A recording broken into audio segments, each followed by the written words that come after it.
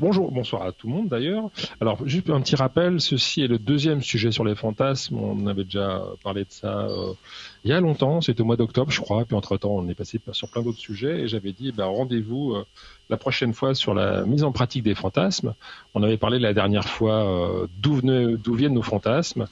Et je vais vous faire un petit résumé rapide. Les fantasmes, ça vient à la fois de nos interdits et de nos désirs. Les deux se mélangent.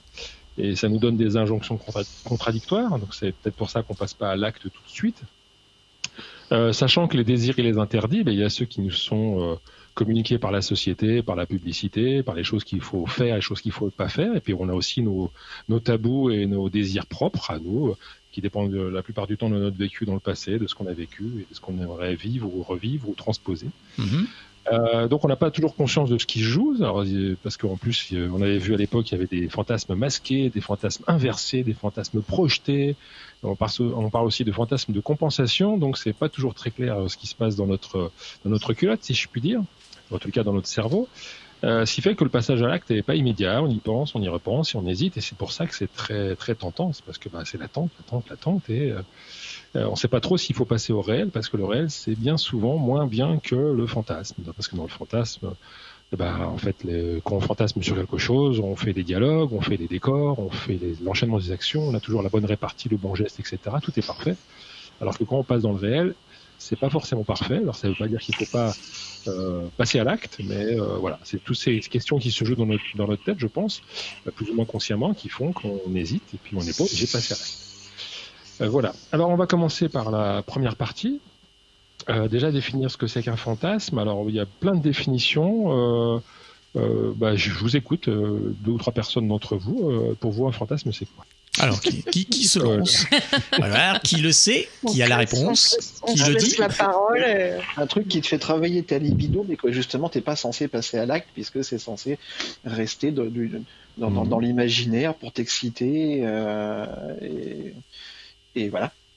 Pourquoi? Peut-être pas tous. Peut-être que quelques-uns peuvent être réalisés. Le point de vue, voilà, je donne le mien.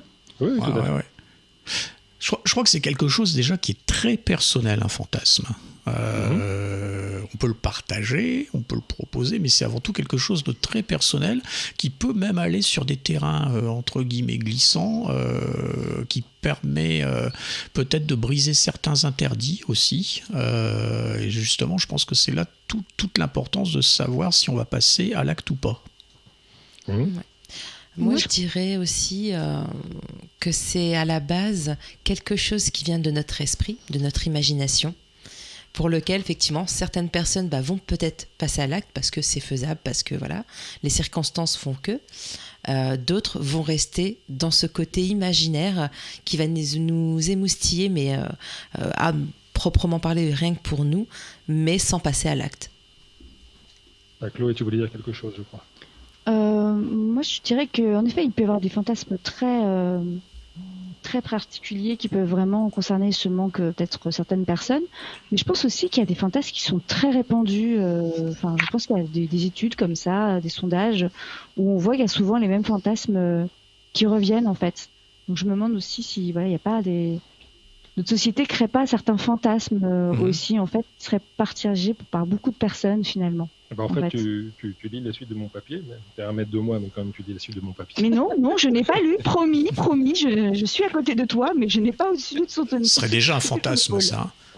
D'être à côté de moi, c'est la question que je posais au début. Voilà, es-tu un fantasme? Tiens, d'ailleurs, on peut demander aux auditeurs sur le chat, n'hésitez pas à nous donner votre avis, est-ce que Dange est un fantasme? Est-ce qu'il est réel? En fait, voilà. Est-ce qu'il faut tenter ou pas? Alors, je vais pas dire des choses qui sont vraies ou qui sont fausses. Je vais donner mon interprétation des choses et après chacun élit parce que on passe allègrement du désir au fantasme, à la pulsion, etc. Moi, je veux dire qu'un fantasme, en fait, c'est quelque chose qu'on n'a pas encore vécu. Mais à partir du moment où on le vit, c'est plus un fantasme. Ça peut devenir un désir, ça peut rester un désir parce qu'on l'a déjà vécu. Mais je vais vous demander ce soir qu'on essaie de se focaliser sur les choses qu'on n'a pas encore vécues. Alors je vais donc passer, comment dirais-je, faire un tour de table. Non, c'est ça, passer à la première partie après l'introduction. T'appelles ça une table, toi? C'est la pratique. Fantasme. Voilà. Quand on a un fantasme qu'on veut vivre. eh ben, il faut passer à la première partie, que j'appelle les aveux. Il faut le dire à l'autre, si c'est un fantasme à deux, qu'on a envie de ça. Parce que si on vit avec quelqu'un ou si on a une relation avec quelqu'un et ben, qu'on lui dit quelque chose qu'on a déjà vécu, bon, ça peut être un fantasme, mais c'est plutôt un désir qu'on veut reproduire. Alors, première question pour tout le monde. Puis je vais demander à certaines personnes des noms. Avez-vous encore un fantasme à vivre? Sophia. Au hasard. Au hasard. Je suis une bonne cliente pour la radio, c'est bon. As-tu encore un fantasme à vivre? Je te demande pas lequel, je te demande juste une réponse oui ou non. Oui. Ouais, pas qu'un. En plus. Ah ben, non, mais faut faire ben non, gaffe avec. Bon, après, c'est les aveux, ça vous regarde. John, as-tu encore un fantasme à vivre? J'espère, oui, je suppose, oui. Ah, tu supposes. Donc, non, mais alors, justement, je vais te demander, est-ce qu'on peut ne pas avoir de fantasme? Ça arrive, oui, ça arrive. Alors attends, je crois que je ne retrouve la page, j'ai feuilleté parce qu'il y a un tableau dans le bouquin. Non, mais... Il fout le bordel, John. Le fantasme pour les nuls. Non, mais en fait, il y a un tableau qui décrit bien ça, il faut que je le retrouve, je ne le connais pas de tête. Il y a 5 profils de personnes, ceux qui passent à l'acte, ceux qui passent pas à l'acte, ceux qui n'ont pas de rêve, ceux qui n'ont pas de fantasme, etc. Je vais essayer de le retrouver tout en discutant, puis je te répondrai tout à l'heure. D'accord, c'est une question, juste une question comme ça. Laure, oui. As-tu encore un fantasme à vivre, hein, quelque chose que tu n'as jamais vécu et dont tu rêves obsessionnellement? Oui. Oui. D'accord. Donc j'ai demandé qui? Lorraine. Oui. Chloé. Oui, d'accord. Alors je vais reposer une deuxième question. Maintenant, pourquoi vous l'avez pas encore? Non, pas du tout lequel. Je ne dis pas que ça m'intéresse pas, vous pouvez en parler, mais pourquoi vous ne l'avez pas encore vécu, Sophia? Parce qu'en fait, ça concerne 2 autres personnes et qu'il faudrait parmi ces 2 autres personnes qu'il y en a une qui soit d'accord. D'accord, donc là c'est une troisième personne. L'autre non. Non, l'autre l'autre pensait. Il est bizarre ton fantasme. Mais on veut pas savoir. Non, mais l'autre il peut pas. Non, mais il peut pas parler l'autre. Après les fantasmes, moi c'est peut-être pas forcément toujours possible. Hein. Bon, Chloé, puisque tu as la parole, à toi. Bah moi, en effet, j'ai des fantasmes. Certains, c'est pas possible. C'est physiquement pas possible. D'accord. Donc ça reste dans l'imaginaire, John. Voilà. Toi qui sais même pas si t'as des fantasmes. C'est un peu pareil. C'est parce qu'il y a des choses qui sont simplement pas possibles, soit physiquement, soit psychologiquement, soit parce que, comme le dit Sophia, il y a des. C'est pas. Ça implique. Comment dire? Ça implique l'acceptation de choses par d'autres personnes et donc ça sera pas jouable. Ou alors, puisque tu cherches, on te donne une autre raison, simplement parce que, alors c'est pas mon cas, mais je vais quand même donner le truc, simplement parce que ma morale le réprouverait. Donc il y a toujours le tabou qui est interdit de le faire. Ouais. J'ai pas demandé à Laure. Alors moi, c'est parce que l'occasion s'est pas présentée, et puis surtout parce qu'il y a des choses qui demandent du temps à se réaliser, donc je patiente. D'accord. T'es patiente, d'accord. Mais si les conditions sont remplies, tu passes à l'acte. Ouais. D'accord. Verena, pour ce qui est réalisable, évidemment, on est d'accord. Oui. Verena, je t'ai pas posé la question. As-tu encore un fantasme à vivre et pourquoi n'es-tu pas passé à l'acte encore? Bien sûr que j'ai des fantasmes encore à vivre. Et pourquoi oui, comme Laure, le manque d'occasion. D'accord. L'occasion fait le larron, en l'occurrence la daronne. Là. Voilà. Alors, deuxième question. Admettons que vous soyez avec un ou une partenaire, admettons que l'autre a percé à jour votre fantasme sexuel secret, mais par inadvertance. Il vous a proposé quelque chose, c'était en pile, mais il ne sait pas que c'était le truc dont vous rêviez et que vous aviez pas osé le dire. Est-ce que vous lui direz, t'es enfin tombé dans le mille, mon chéri ou ma chérie, ou est-ce que vous serez du genre à répondre, ouais, pourquoi pas, essayons? Ah si, moi je lui dis, ouais, c'est bon, t'es trop fort, t'es tombé pile poil. Ah oui. Ouais, moi aussi je lui dirais. Moi aussi. Lorraine? Oui. D'accord. Oui. Ouais, moi je le jouerais un petit peu mauvaise foi, je crois que je dirais mais t'es vraiment cochonne, hein. Donc toi tu te masques, t'as honte de ton fantasme. Ouais, voilà, on va jouer. Non, mais il faut avoir les différentes visions des choses et tout, en disant ah ouais, non, mais moi jamais ça. Tu te rends pas compte? Ah non, jamais. Ah ouais, là, tu retournes carrément le truc, tu refuses, toi, tu dis même pas oui. Non, mais bon, non, mais en même temps jamais, mais bon, vraiment pour te faire plaisir alors. D'accord, ouais, bon, ok. Oui. Alors, ça dépend en fait quel fantasme, parce qu'il y a quand même des fantasmes, c'est vrai qu'on l'a pas dit tout à l'heure, mais qu'on peut avoir peur de réaliser aussi, peur de les faire et d'être déçu et peut-être de préférer qu'il reste toujours du fantasme, parce que finalement dans l'imaginaire il est toujours parfait et qu'on peut être déçu après, ou que potentiellement on peut fantasmer de choses mais qui fassent peur aussi un peu. Je parle de certaines pratiques, peut-être on peut avoir peur, peut-être avoir un peu trop mal, ou que ça peut se déraper, ou peut-être un petit peu dangereux. Enfin voilà. Désolée, c'est mon côté, je vois les trucs négatifs aussi. Voilà. Alors une femme clown mort-vivante, ça fait flipper. Par exemple, c'est pas partie de mes fantasmes, hein. Ça par contre, désolée. Ah, Chloé, t'es vraiment trop forte. C'est pas parce que tu vis avec moi ou qu'on vit ensemble, c'est parce que c'est la suite. Voilà, je vais vous faire une petite liste de fantasmes qui sont répertoriés, soi-disant typiquement féminin, masculin. C'est juste comme ça pour faire une petite pause. Alors, pour les femmes, avoir un immense pouvoir d'attraction sexuelle. Se débrouiller. Oui, c'est déjà fait, oui. Bah oui, c'est ce que j'allais dire. Il y a déjà. Ça, c'est des fantasmes, comment dirais-je, c'est statistique. Hein, c'est pas par rapport à vous. Vous avez déjà tout vécu. Bon, bah, soit. Voilà. Mais n'empêche que si t'as un super pouvoir d'attraction sexuelle, ça veut dire que t'attires tout ce qui bouge et qu'après faut assumer. C'est horrible. J'ai l'impression que dans un film d'horreur où tu fais des vœux et les vœux ils se retournent contre toi, quoi. Ouais, mais là tu dois faire que ça. D'autres fantasmes, bon, je ne fais pas la liste parce que là j'en ai toute une page. Être caressé par une personne de l'autre sexe sans visage. Déjà avoir un immense. Voir une relation sexuelle entre deux hommes, je crois qu'on en parlait avant l'émission. Hein. Voilà. Avoir un autre corps. Non. C'est compliqué ça. Pardon, excuse-moi, j'ai pas entendu. Avoir un autre corps. Là, ça va être compliqué. Ah, énorme. Voilà. Tu vois un autre corps énorme, c'est ça. Ça va être compliqué quand même d'avoir. Il y a aussi voir ou vivre une scène romantique, se déshabiller graduellement devant une personne de l'autre sexe. Oh mais quelle horreur. Voilà.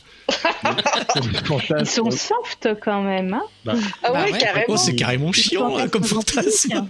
Bon, je peux vous donner les pourcentages, mais ça n'a pas vraiment d'intérêt. Il y a voir ou vivre une scène romantique, toujours pour les femmes, 88%.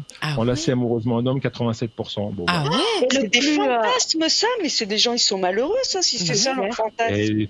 Pardon. En même temps, se taper la belle au bois dormant. Oh, vas-y, non, laisse tomber. Là, et le fantasme qui a le moins de pourcentage, c'est quoi si tu l'as perdu la page parce que je suis passé. Ah, pardon, excuse-moi. Non, il n'y a pas de souci. Le moins de pourcentage. C'est le plus sympa. Ça s'arrête à 60%, avoir un immense pouvoir d'attraction sexuelle, et puis ceux d'en dessous, on n'en parle pas. Mais tout ça, ce sont des personnes qui n'écoutent pas Érotique Radio. Mais c'est clair. Donc elles n'ont pas forcément déjà l'ouverture. Donc pour les hommes, je vais prendre les plus croustillants parce que comment faut pas. Ah ouais, parce que les hommes en général, c'est carrément pervers. Après, embrasser une personne célèbre, je pense que tout le monde a eu un moment ce fantasme d'embrasser telle ou telle star. Moi, j'ai le fantasme de faire ça avec une personne célèbre, mais je peux pas le dire. C'est sûrement là-dedans que se retrouve ce pourcentage en fait. Hein. Et c'est à tous les âges, hein, ça, je pense. Hein. Alors après, pour les hommes, avoir un petit florilège, initier sexuellement une jeune personne de l'autre sexe. Au BDSM. Voilà. Je cherche des trucs un peu rigolos. Avoir des rapports sexuels avec une personne de couleur de l'autre sexe.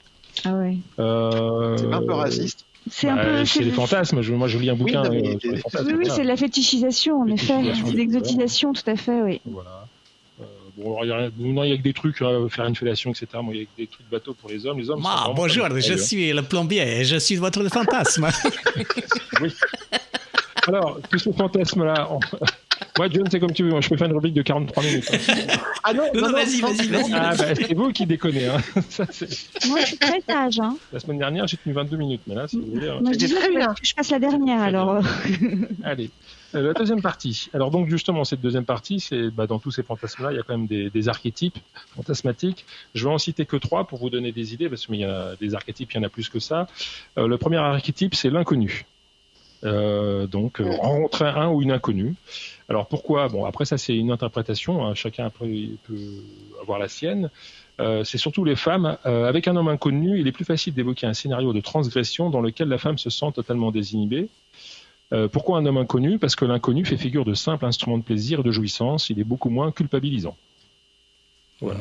Est-ce que vous passeriez à l'acte avec un ou une inconnue. C'est déjà été fait. Ça a déjà Ça a été déjà fait. Donc c'est plus un fantasme. C'est plus des fantasmes, ça. Bah, c'est vrai. Faut pas Un nous inconnu, poser dire que sur un tu nous. connais même pas son nom, quoi. Ah non, non, du tout. Bah, moi, ça m'est déjà arrivé. J'étais en milieu libertin. J'étais en train de m'amuser. Bon, bien sûr, il y a toujours des personnes qui sont là en train de regarder. Ça s'est fini avec la personne. Il y a une autre personne qui est arrivée et on a continué. Je connaissais ni son nom ni son prénom. On s'est présenté à la fin. Bah, j'imagine en boîte Fantasme libertine. non valide, parce qu'en fait, c'est un peu une histoire banale dans les clubs libertins. Donc, fantasme Mais non valide. t'imagines, t'es en train de t'envoyer en l'air, puis là, il y a plusieurs personnes. Mais c'est à qui, ça? Ah, mais c'est déjà arrivé. hein. Mais je le connais Quand pas, ils étaient trop celui. noirs. Vous pourriez sortir. On n'a pas été présenté. Vous pourriez ressortir, s'il vous plaît. Alors, je vais vous raconter mon seul fantasme. Enfin, non, c'est pas un fantasme, c'est un souvenir, mais j'y repense régulièrement. J'étais étudiant, je prenais le train en banlieue pour aller, je sais plus dans quelle banlieue, rejoindre ma copine, et il y a une nana qui m'a abordé. Et elle a été clairement explicite, elle l'a dit avec des mots, je me souviens plus du dialogue, c'est pas qu'est-ce que tu fais dans la vie, etc., etc. Elle voulait coucher avec moi, elle voulait que je la suive chez elle et coucher avec moi. C'était quoi la Elle me ligne? regardait comme ça. C'était non, tu Nanterre, n'arrêtes Versailles. pas. C'est Non, entre non. Nanterre et Versailles. Donc je peux pas te dire laquelle, quoi. Voilà. Et donc j'y repense. Je suis jamais passé à l'acte. T'as pas été? Maintenant, j'étais étudiant, jeune et tout. C'était avant, quand je C'est m'appelais trop pas. mignon. Tu vois, C'est tu pour vois. ça maintenant il s'est vengé. Bon, Il se voilà. rattrape. Il a un truc dessus, voilà. Bon, et maintenant, tirez. Et maintenant quoi? J'irai. Ouais. Bah là, c'est différent en fait. C'est plus un fantasme. Mais là, maintenant, je me méfie en fait, mais pas forcément parce que. Bah, Je me méfie. Non, non, Tu non, trouves non, ça trop louche. Quoi? Comment Non, ça? non, non, non. C'est trop beau pour être vrai. Non, C'est ça? Non, c'est pas ça. Je me méfie. Avoir J'ai eu affaire à pas une mal serial d'histoires- killer. J'ai eu pas mal d'histoires où ça a commencé par une histoire de cul et ça s'est terminé par un bordel sans nom, effectivement. Donc maintenant, je préfère connaître les gens d'abord. C'est terminé Comme par j'ai faire la des po- gosses. Voilà, mais ça n'a rien à voir avec le fantasme. Ça t'a laissé un goût amer. Ouais, mais non, voilà, C'est bien. le goût de la mer, voilà. Et remarque, Alors, c'est vrai que je- quelquefois, juste un petit truc, c'est vrai que quelquefois, le Je fantasme ne de savais pas, l'inconnu, Ils sont en train de pourrir ma rubrique. le fantasme de l'inconnu, en fait, des fois, il se fait à l'envers. Toutes vos rubriques. Et Ça, des je fois, le vous le dis. fantasme de l'inconnu, il se fait à l'envers, c'est-à-dire que tu connais très bien la personne, tu connais très bien la personne, tu baises Est-ce que avec, vous et après, tu la connais vous plus. conseilleriez de passer à l'acte à quelqu'un qui veut faire l'amour avec un ou une inconnue, passer à l'acte. Alors, je parle pas sécurité. Imaginons qu'il se passe rien. Voilà. Vous connaissez pas la personne. Si ça Si fait c'est pas. dans un endroit safe et tout, on imagine que toutes les. Non, non, toutes pas un les endroit safe. possibilités, Non, pas un endroit safe. endroit safe. La personne est safe. Non, mais après, tu peux De t'assurer. toute façon, tu enfin, peux pas le savoir si tu la connais pas. Pas... Oui, mais déjà, là, il oui, te mais dit tu peux d'imaginer, là. Est-ce que tu lui dirais oui ou non, d'y passer à l'acte ou pas? Imagine. Non, mais moi, Justement, c'est j'ai déjà fait, moi, alors je peux pas imaginer. non, mais moi, c'est après avoir Non, baisé mais que je la connais plus. Hein. Quelqu'un te Voilà. demande de conseils, voilà. Imagine, j'arrive et je te dis, punaise, j'ai envie de faire l'amour avec un inconnu, qu'est-ce que tu me conseilles de faire? Ah bah vas-y. Ah, bah voilà. Et des capotes. Voilà. Voilà, ok, d'accord. Deuxième archétype, Alors, le lequel? fruit défendu. Ou l'illusion du risque. La pomme Ouais, ben, c'est-à-dire que si on veut se mettre dans une situation. D'accord. Si on veut se mettre dans une situation où on croit qu'on a un risque, par exemple, le plus commun, c'est faire du sexe qui n'est pas dans un appartement, qui est ailleurs, dans la rue, dans un ascenseur, etc. Donc ça, c'est un archétype aussi qui fait bien fantasmer. Alors pourquoi ça fait fantasmer? C'est encore toujours mes interprétations. Après, chacun est d'accord ou pas. Hein. Bah, déjà parce que c'est à l'opposé du quotidien, connu et sans risque. Deuxième chose, parce que le risque fait peur, et la peur, ça peut être très érotique. Donc là, je vous renvoie à ma rubrique du 7 octobre, la peur qui excite. Et peut-être aussi par le désir narcissique de transgresser, d'être en dehors de la norme. Est-ce que vous pensez que j'ai bon ou pas Oui. par rapport à ça? Vous êtes d'accord ou pas? Oui, mais j'aime bien le transgresser, l'interdit ou la peur de se faire surprendre, enfin, toutes ces choses-là. Moi, c'est des choses qui m'excitent, ouais. Mhm. Non. Oui, je pense qu'après, déjà, ça dépend déjà de ta propre histoire, en fait, vis-à-vis de ça, de tes Complètement, propres envies, complètement, de ta propre sexualité. Pour ma part, je dirais non. Mais après, ça, c'est moi que ça regarde, en fait. C'est toujours pareil. D'accord. Passage à l'acte. Cela vous est-il arrivé de passer à l'acte sur un interdit que vous aviez de longue date? Et pourquoi? Alors, un interdit, c'est vraiment quelque chose que vous ne vouliez pas faire. Mais finalement, ça vous attirait tellement qu'à un moment, vous avez passé l'acte. Un tabou. C'est un interdit de la société ou c'est un interdit qu'on s'est imposé? Parce que c'est quand même pas la même chose. Les deux, mon général. La question, ça peut être l'un ou l'autre. Bah, du sexe dans une voiture, c'est un peu interdit parce que ça peut se voir et voilà. Mais est-ce que tu fantasmais là-dessus avant? Est-ce que ça t'a intéressé? Est-ce que tu fantasmais là-dessus avant? Oui, je suis exhibe, donc oui. Ouais, donc t'es passé à l'acte dès que t'as pu, quoi. Non, parce que c'était pas bien, c'était interdit. Voilà. Alors, je me suis cachée quand même un petit peu. D'accord. Et vous et les autres, donc Plus la peur de se faire voler. Moi, ça m'est arrivé, oui, d'avoir un fantasme qui me faisait très peur. Et de passer à l'acte, tellement le désir de vivre ce moment était puissant et fort, en fait. D'accord. Et c'était un fruit défendu?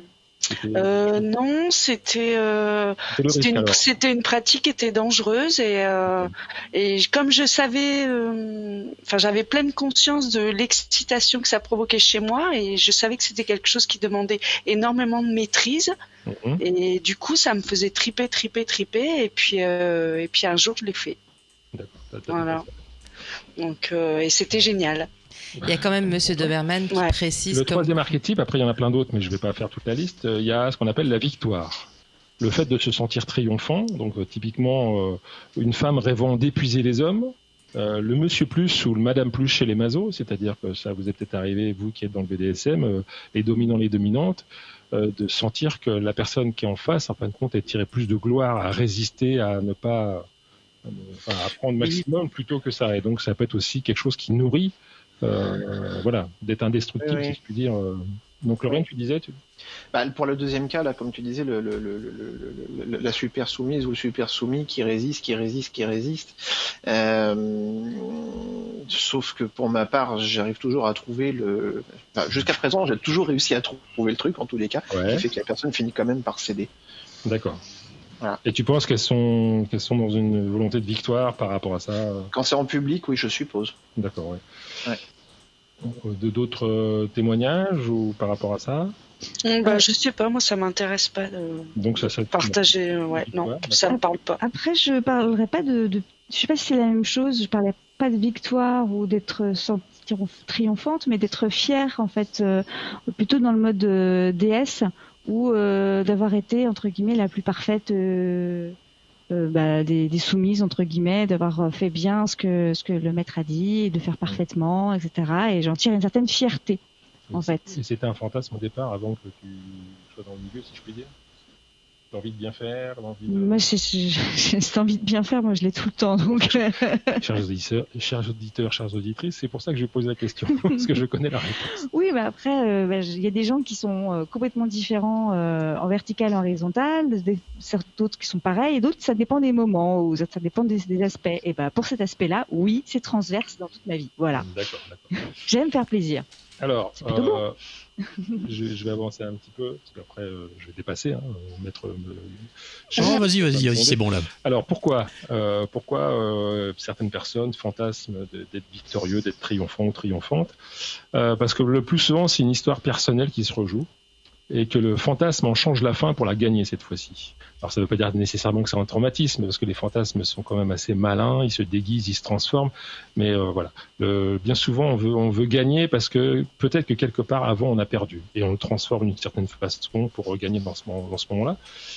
Alors là je vais mettre un warning, attention à vous, si vous êtes invité dans le fantasme de votre partenaire, afin qu'il rejoue cette vieille histoire. Que vous en ayez conscience ou pas. Posez vos limites afin que ce qui se joue, ce soit la victoire de votre partenaire et pas votre défaite à vous, en fait. Parce que parfois, moi, c'est m'est arrivé en tous les cas de me sentir embarqué dans une histoire où j'ai senti après coup que c'était pour ma partenaire une histoire qui se rejouait. Et en fait, je veux bien jouer cette histoire-là, mais je veux pas, moi, me sentir humilié parce que l'autre veut gagner ou quoi que ce soit. Ça peut être un jeu, mais voilà, j'ai pas à prendre... En tout cas, c'est mon point de vue. Je sais pas si ça vous est déjà arrivé, vous, de vous sentir embarqué dans l'histoire d'un autre après coup, mais... Non, oui. Non. Non, ok. Enfin, j'en ai pas le souvenir, en tout cas. D'accord. Ok. Eh ben, on va passer à la dernière partie, donc le passage à l'acte proprement dit. Donc, oser passer à l'acte, finalement, c'est merveilleux. Il faut oser, mais non, c'est pas obligatoire. C'est merveilleux dans le sens où on se sent plus tout seul au monde dans sa tête avec son fantasme. On trouve quelqu'un d'autre qui partage ce fantasme dans le sens que c'est le même fantasme, soit qui est ok pour pour être dans le fantasme d'un autre, parce que ça peut être aussi plaisant d'être dans le fantasme d'un autre. Après, il faut bien poser ses limites. Lorsqu'on ose enfin passer à l'acte, on peut le faire en arrêtant de réfléchir, de peser le pour et le contre. Ça fait des années qu'on se pose des questions, oui, non, oui, non, oui, non, et puis au bout d'un moment, c'est bon, j'arrête de réfléchir, j'ai l'occasion, j'y vais, quoi. Donc ça peut être ça. Mais il y a quand même deux points à connaître pour éviter les problèmes, les catastrophes, etc., etc. Le premier point, lorsqu'on est à deux et que l'on passe à l'acte, il faut bien savoir de quel fantasme parle-t-on. Est-ce que c'est de son fantasme ou c'est de celui de l'autre? Si c'est le sien, ok, pas de souci, on le connaît. Si c'est mon fantasme qui se joue, c'est bon. Mais dans le cas où c'est le fantasme de l'autre que l'on va vivre, et pourquoi pas, est-ce qu'on en est ce que j'appellerais l'objet ou le sujet?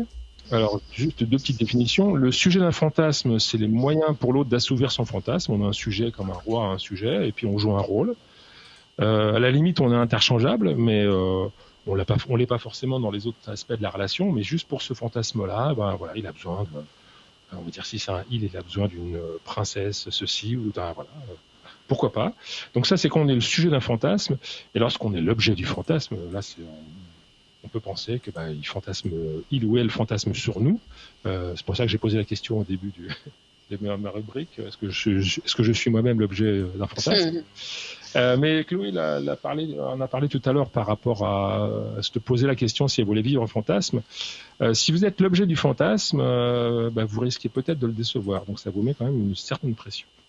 On n'a pas encore les résultats du sondage pour savoir si Dange est un fantasme. Le sujet ou l'objet d'un fantasme. Maintenant, le deuxième point auquel il faut faire attention, c'est d'avoir conscience de l'archétype qui nous attire. En général, on le sait, l'archétype de fantasme, mais surtout de celui de notre partenaire. C'est quoi son truc? Il ou elle a le fantasme de l'inconnu, du fruit fendu, de la victoire ou un autre. Et est-ce que moi je suis à l'aise avec ça? Est-ce que j'y trouve mon compte? Est-ce que ça m'excite aussi? Parce que des fois, on est sujet de fantasme, objet de fantasme, on le sait même pas, et après coup, on se dit, mais moi, j'avais pas envie de vivre cette histoire-là. Je vous donne un exemple. Ma chérie, alors c'est un exemple imaginaire, hein. Ma chérie fantasme de faire l'amour avec un total inconnu. Voilà. Alors, je vais jouer pendant ce week-end-là le rôle de cet inconnu, et on dit qu'on va se retrouver en faisant le plein de la voiture à une station-service, chacun la nôtre, et puis...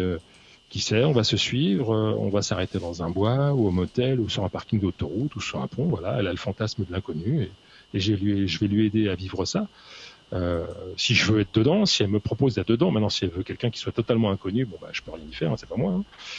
Hein. Mais voilà, mais le problème c'est que ça peut me poser des questions. Est-ce que moi je serai à la hauteur, sachant que je suis pas un inconnu déjà en vrai?